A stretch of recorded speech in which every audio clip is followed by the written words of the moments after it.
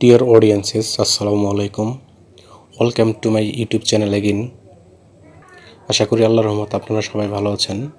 আজকের ভিডিওতে bronchial asthma, allergy, কাশি সহ অন্যান্য অসংখ্য সমস্যার সমাধান করে এমন একটি মেডিসিন এবং মেডিসিনটির নাম, দাম, গ্রুপ বা জেনারিক নাম, প্রস্তুতকারক কোম্পানির নাম এবং এটির খাওয়ার নিয়ম বা পার্শ্ব প্রতিক্রিয়া সম্পর্কে আলোচনা করব।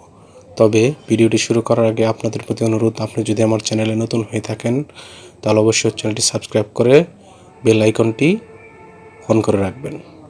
বন্ধুগণ, ব্রঙ্কিয়াল অ্যাজমা, অ্যালার্জি, কাশি, ঠান্ডা ইত্যাদি সমস্যার সমাধানে ডাক্তারগণ তাদের প্রেসক্রিপশনে যে ওষুধটি খাওয়ার কথা লিখে থাকেন তার নাম হলো পেডিপ্রেড সিরাপ।